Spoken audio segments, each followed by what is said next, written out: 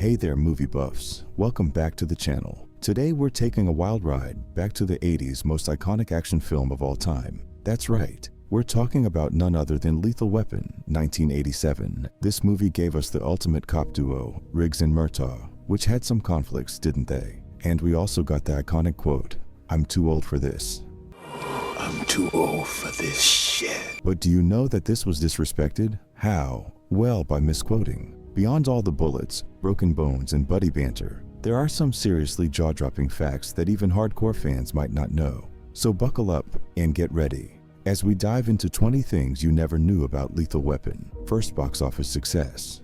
Starting our list with the success of Lethal Things. So let me ask you, what would be your reaction if you made a movie on a moderate budget and gained tenfold from it?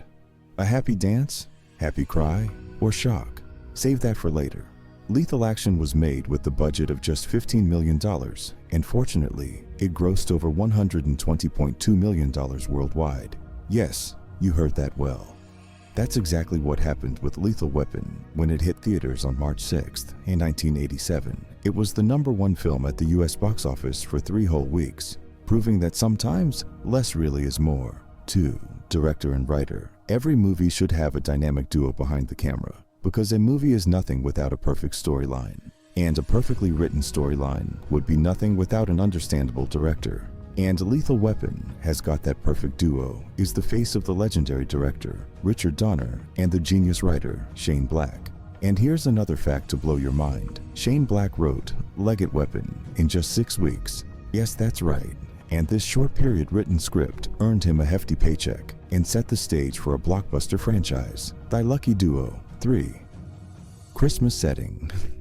Do you know that Lethal Weapon is technically a Christmas movie? I know many of you might know this, but I'm telling the ones who haven't watched it. So, if you're watching this video and thinking about whether to watch it or not, you definitely should give it a go, especially on Christmas, of course. It's set during the holiday season, complete with Jingle Bell Rock to get you in the mood. Who knew explosions and Christmas trees could go so well together? I didn't even think about it, but Richard did it in the movie. The film's Christmas setting specially adds a unique contrast to its action-packed plot, highlighting the tragedy and joy of the season. 4th, mismatched partners. Imagine being paired with a partner who is your complete opposite.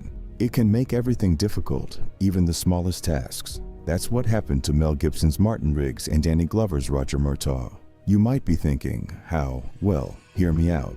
Martin Riggs is a suicidal former Green Beret who was paired with a Roger Murtaugh, a by-the-book detective and family man. This mismatched duo made for some unforgettable chemistry. And this is exactly what the audience wanted. The blending Riggs' instability with Murtaugh's stability in a way that captivated audiences. Difficult, but successful. 5. Iconic line misquote. What would you do if your most famous line was constantly misquoted? Well, I might get into a huge fight over it, but not everyone does that, right? So the sequels misquoted the iconic line of Roger Murtaugh's, "I'm too old for this shit." It is often misremembered as, "I'm getting too old for this shit." The getting was added in the sequels, but the original line remains iconic. And many of the audience didn't want this misquoted upgrading. This misquote has become a fun trivia point for fans of the film. 6. Chemistry between leads. Let's talk about the mismatched partners. Again, the success of Lethal Weapon can surely be attributed to the strong chemistry between Mel Gibson and Danny Glover. They were just the on-screen mismatched partners, but in real life, they became the best duo. This on-screen magic was praised by both the actors and the director, which made their characters feel like real people, rather than just action heroes. The chemistry between Riggs and Murtaugh was undeniable and a key factor in the film's success. 7. Martial arts training. Next up is the fact about real-life actors training. And this isn't about acting, this one's different. The actors were actually trained in various martial arts techniques. Yes, that's right.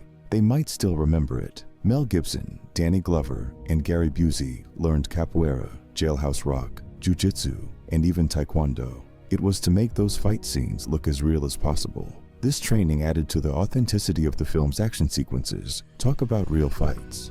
8. Dual ending. Do you know that the original ending of Lethal Weapon was different? Yes, the director, Richard Donner, made 2 endings, but only one got its way to the screen. Of course, one movie can't have 2 endings, The one that didn't get accepted was darker and more intense. It also had some weird scenes, like Riggs attacking a sniper and paying a prostitute to watch TV with him. Whoa, you might not want that, would you? I personally won't prefer that. And thankfully, the final cut gave us a more balanced finale. The original ending would have been quite a departure from the film we know today. 9. Riggs's character arc. Let's talk about Riggs after movie actor's success. Do you know that an actor played a character so complex that it caught the attention of a renowned director? Talking about Mel Gibson. His portrayal of Martin Riggs was so compelling that Franco Zeffirelli later offered him the role of well-known Hamlet. Talk about a career boost. Riggs's character arc from suicidal to redeemed is a highlight of the film. 10. Cary Busey's role. Next up is another actor's success, or should I call it villainous success. I'm talking about Cary Busey, who played the villainous Joshua in Lethal Weapon. But here's the twist. His interest in martial arts began right on the set of this 1987 action classic. Busey learned Taekwondo and other martial arts techniques to enhance his performance. Those continuous learning transformed him into a bit of a real-life action hero. This training also added to his already formidable presence on screen and made Joshua a compelling and intimidating villain. It's not wrong to say that Joshua's role in Lethal Weapon was just the beginning of this journey. 11th. Beretta 92 F prop gun. Did you know that a gun can have his own followers and fans? I'm talking about none other than Beretta 92F.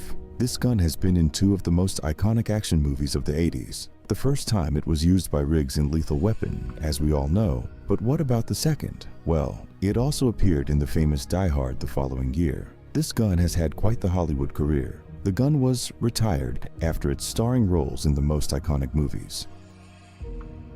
12th. Fight scenes. Imagine being in the midst of a 4-minute fight scene, only to have it trimmed down to fit the final cut.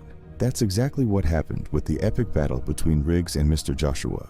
Initially, this intense showdown was meant to be longer, but it was reduced to maintain the film's balance. I guess we'll just have to imagine the full intensity of this battle, right?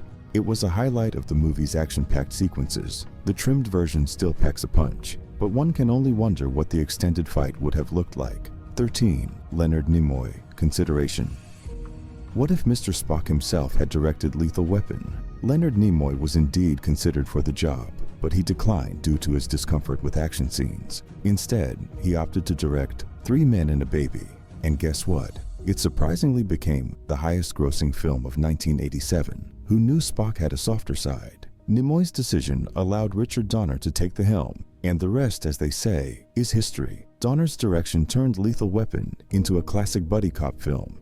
But it's intriguing to think about how Nimoy's vision might have shaped the movie. Well, we can only imagine now. 14. Darlene Love's role. We're turning our focus to song vibes. Did you know that Darlene Love, the legendary singer of Christmas, Baby Please Come Home, played Trish Murtaugh, Roger's wife? Talk about a holiday treat. Love's presence added a touch of warmth and familiarity to the film's Christmas setting. Her iconic voice and charming on-screen presence also made her character a beloved part of the Murtaugh family. 15. Sound and Music. Lethal Weapon was nominated for an Academy Award for Best Sound Mixing, and the music was composed by Michael Kamen and Eric Clapton. Who knew action movies could be so melodic? The film's soundtrack enhanced its action and emotional moments, making it a memorable experience. The combination of Kamen and Clapton's talents added depth and excitement to the film's score. 16. Sequels and franchise. Let's talk about more Lethal Weapon's success. It led to 3 more sequels, and all of them are directed by Richard Donner, the legendary. And he starred our favorite duo in all of those sequels. And guess what? A 4th sequel is in the works. It's like they say, you can't keep a good buddy cop down. The franchise has generated almost $1 billion in ticket sales worldwide. It's a testament to its enduring popularity and the chemistry between Mel Gibson and Danny Glover. 17th. Parody and influence. Lethal Weapon was parodied in Loaded Weapon 1 and has influenced countless other buddy cop movies. It's the gift that keeps on giving. Action, humor, and heart. The film's impact on the genre is undeniable, making it a staple in action comedy cinema. Its influence can be seen in many subsequent films and TV shows that have followed in its footsteps. 18. Richard Donner's follow-up. After directing Lethal Weapon, Richard Donner went on to direct Scrooged, another film set during the Christmas season. It seems he had a thing for holiday movies with a twist. Scrooged, starring Bill Murray, is a modern retelling of Charles Dickens' A Christmas Carol. Donner's ability to balance humor and heart in both films showcases his versatility as a director. 19th, realistic action. Richard Donner aimed for realistic action sequences, drawing inspiration from John Wayne films like Red River. No over-the-top stunts here, just good old-fashioned, gritty action. This approach added to the film's authenticity and made the action scenes more believable and engaging. The emphasis on realism helped to ground the film's characters and story, making the action more intense and the emotional moments more impactful. 20. Cultural impact. Lethal Weapon has become a cultural icon, blending humor, action, and special effects in a way that's hard to forget. It's the perfect blend of buddy cop magic, making it a timeless classic that continues to captivate audiences. The film's chemistry and characters have been widely praised and emulated, ensuring its legacy as a staple in action comedy cinema. Its influence extends beyond the screen, reflecting in many aspects of popular culture. And that's a wrap, guys. If you love these facts, don't forget to smash that like button, hit subscribe, and ring the bell so you never miss out on our latest videos. Got a favorite moment from Lethal Weapon or another movie you want us to cover? Let us know in the comments below. Thanks for watching. See you next time.